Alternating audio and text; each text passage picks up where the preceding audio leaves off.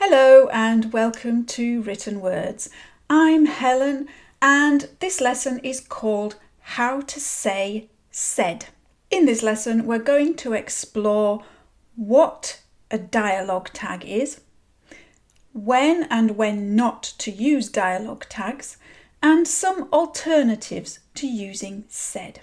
This sheet lives on the wall above my desk and it's been there for several years now.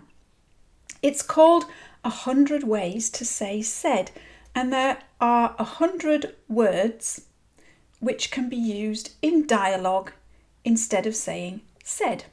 As you can see, there are actually more than 100 words now because I've added a few more as I've come across them. Said is an example of a dialogue tag.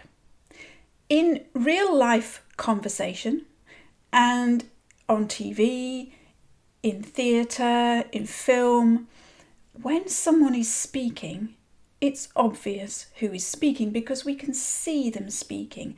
And even when we can't see someone, for example, on the radio or on a telephone conversation, we can tell who the speaker is by the sound of their voice. But in writing, we need a little bit extra help to identify who the speaker is, and that is where dialogue tags come in handy. Said is only a very small word, but it's very useful because it tells us who is speaking. Other dialogue tags, such as the ones on this sheet, are also very useful because they give us a little bit of extra information about how the person is speaking. So it adds to the mood or the tone of the writing. It adds perhaps a little bit more information to the characterization. Dialogue tags, therefore, are very useful things. But as with many other aspects of language, it's important not to overuse them. So let's look at an example of a conversation with dialogue tags. "Hi," said Sue.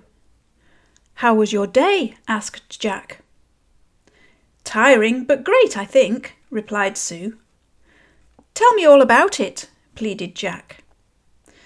"There's not much to tell, really. Everyone seemed happy enough, and there were no complaints," explained Sue. There are 5 lines of dialogue there, and there are also 5 dialogue tags. There is said, asked, replied, pleaded, and explained. And they are useful for identifying who the speaker is. And some of them give us a little bit more information, like pleaded or explained.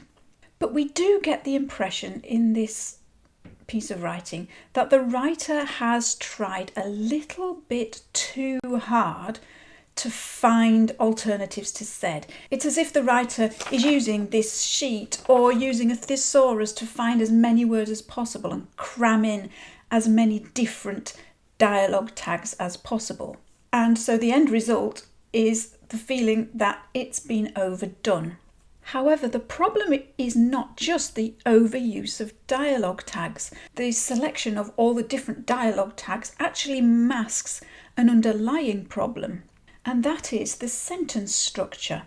The sentences in this example all follow the same structure. There is some speech, there is a dialogue tag, and then there is a name. And every line in this conversation follows the same pattern, which makes it dull. It's as if the writer has tried to cover up the ordinariness of the sentence structure by flinging in as many different dialogue tags as possible to try and paste over the dullness and make it more interesting. Dialogue tags, as we have said, are helpful for indicating who is speaking, but sometimes they're not necessary because sometimes it's clear already who is speaking and we don't need them. So in this example, we need the dialogue tags in the first 2 lines because we need to know that Sue and Jack are the two people having the conversation. But by the time we get to the third line, there are only two people in this conversation, so it's obvious that Sue is going to be the person speaking. And then again, on the fourth line, it's obvious that it's going to go back to Jack. So we don't necessarily need the third and fourth dialogue tags there.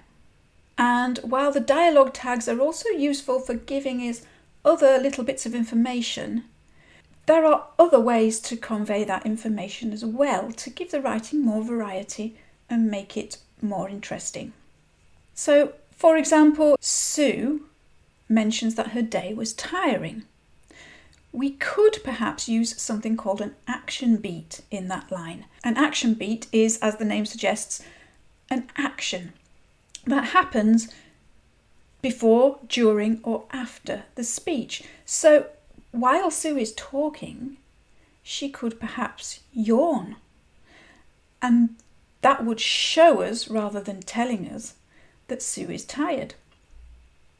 In the following line, when Jack is pleading, rather than just telling the reader that he's pleading, we could add an action beat to tell the reader that he perhaps tilted his head to one side, or he looked her in the eye, or he reached out and held her hand, which shows us that he is interested in knowing how her day went. And sometimes dialogue can be broken up by some kind of commentary from the author. Let's look now at a much better example of a piece of dialogue in writing. And this is taken from Natasha Pulley's novel, The Kingdoms. "What's your name?" the man asked. Either he had a young voice or he looked older than he was. "Joe." He had to reach for it, but he did know that was a thump of a relief. "Tournier." "Do you know where you live?" "No," he said, feeling like he might collapse. "Let's get you to a hospital then," the man said. So once again, as in the previous example, there are 5 lines of speech here, but there are only 3 dialogue tags this time. And 2 of them are said. The other one in the first line is asked. The second and third lines have no dialogue tag at all because it's already clear by this point who is speaking. In the first line, it's the man. We know very little about the man, but if you read the story, you will find that's deliberate. The writer is leaving the reader to try to figure out for themselves who this mysterious man is. In the second line, there is also no need for a dialogue tag because the character himself tells us his name. He says, Joe. And at the end of the line, he tells us his surname, Tournier. But the line is broken by the author telling us some more information about what is going on inside Joe's mind at that point. He had to reach for it. He's looking, he's rummaging around inside his mind trying to remember things. And he's relieved to find he does remember. The third line says, do you know where you live? But we know that's the first man talking again because there are only 2 people in this conversation, so there's no need for a dialogue tag. And then in the fourth line, we know it's Joe speaking. We do get a little reminder, he said.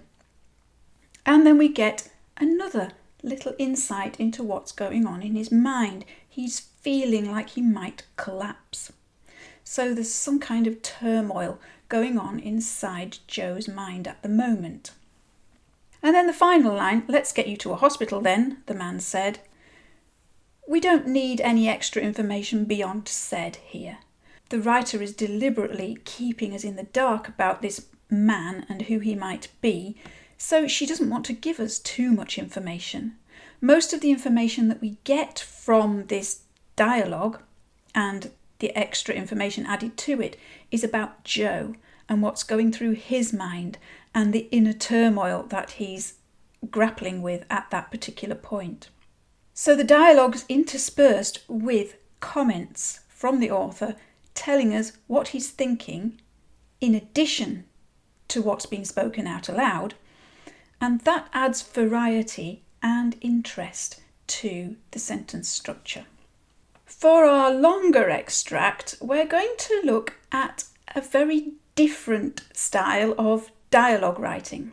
It is taken from the opening of Little Women by Louisa May Alcott, and the style of writing is very different to that which we've just read in Natasha Pulley's The Kingdoms.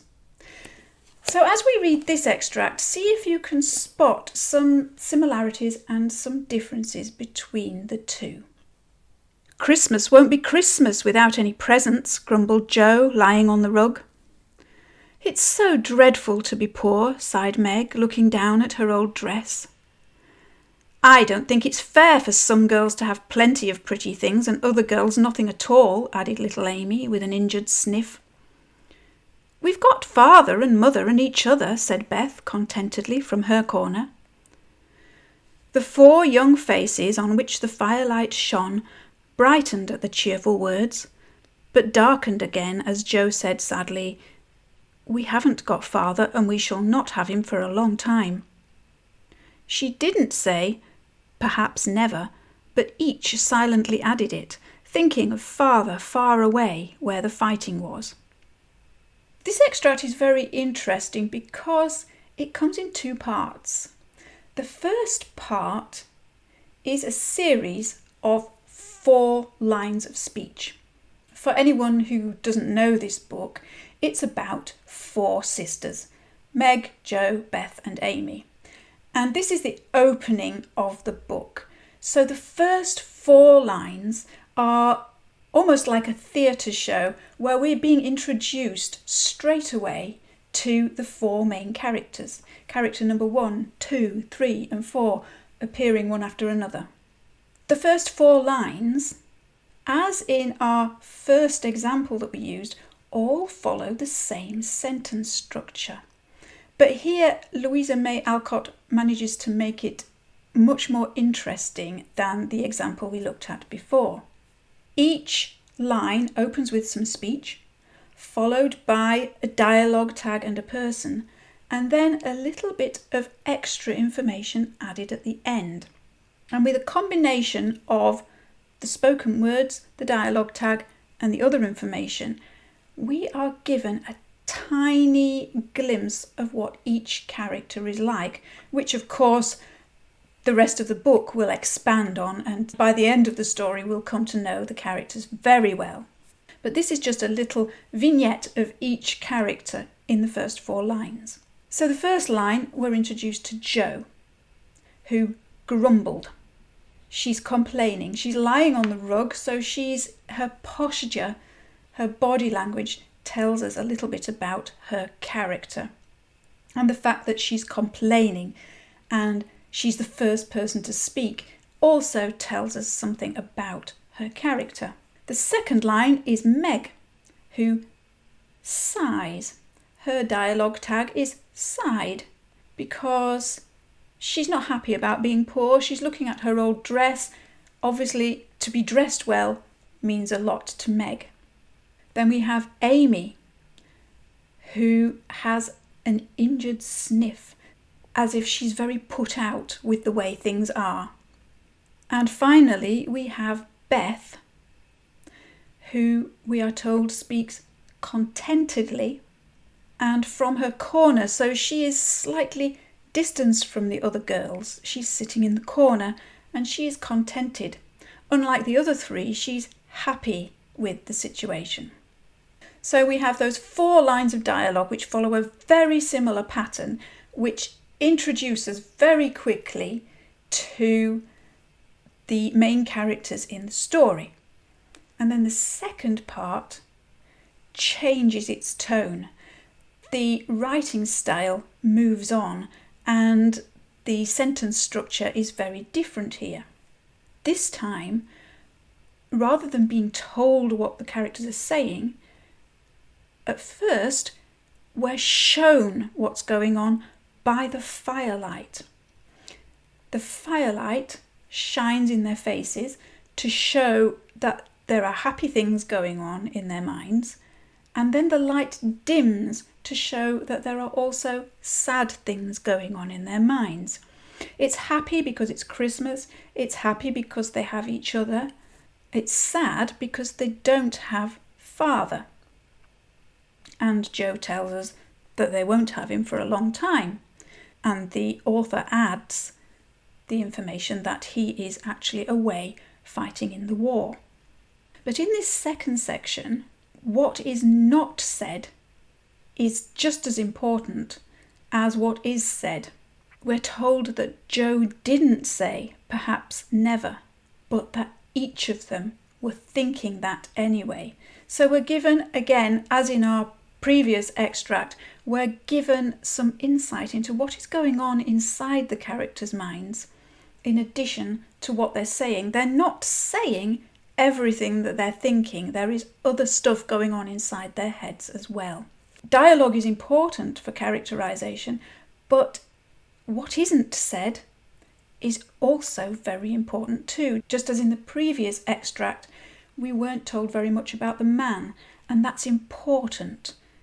So although the opening of this extract is repetitive, I think that's deliberate to just give us a snapshot of the characters of the sisters, and then that monotony is broken by a change in the pace, a change in the style, and a change in the sentence structure and the way the dialogue is presented, or even in this case, not presented.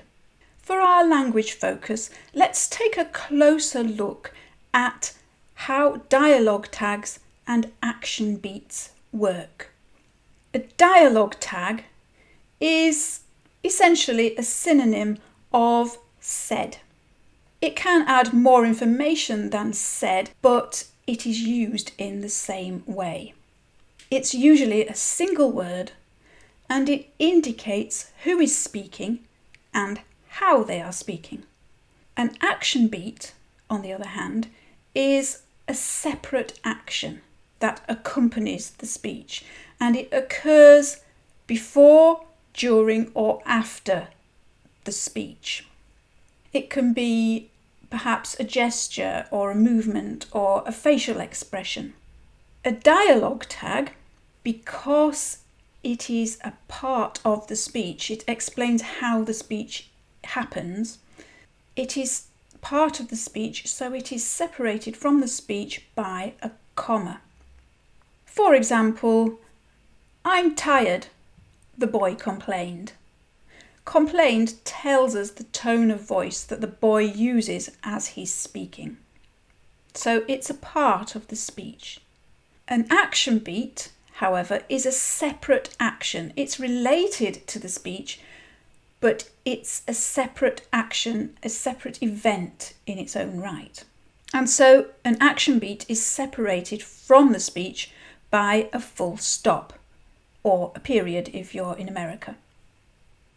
So, for example, "I'm tired." The boy rubbed his eyes. So the boy is rubbing his eyes because he's tired. The writer is showing us that he's tired, but it is a separate event to the speech. So it needs a full stop between the two. And now for our writing prompt. Imagine that two characters are standing at a bus stop. Unfortunately, they've arrived slightly too late and have just missed the bus by a few seconds. As they were arriving, they saw the bus leaving. Write down the conversation which ensues. Your characters could be old or young, they could be having a heated argument, or they could be calmly discussing what they should do next. But make your conversation interesting and compelling by using dialogue tags, but only when necessary, adding action beats where appropriate, but being careful not to overuse them, and by varying the sentence structure. As always, there is a worksheet to accompany this lesson, so do download it. It includes a transcript of the things we've discussed. It includes a copy of the extract from Little Women, some questions, the writing prompt, and also some suggestions for further reading. I've also included a link to the list of 100 ways to say said. Although if you search on the internet, there are many different versions of that to be found on there. Thank you very much for joining me in this lesson. I look forward to seeing you in the next one, and in the meantime, happy writing.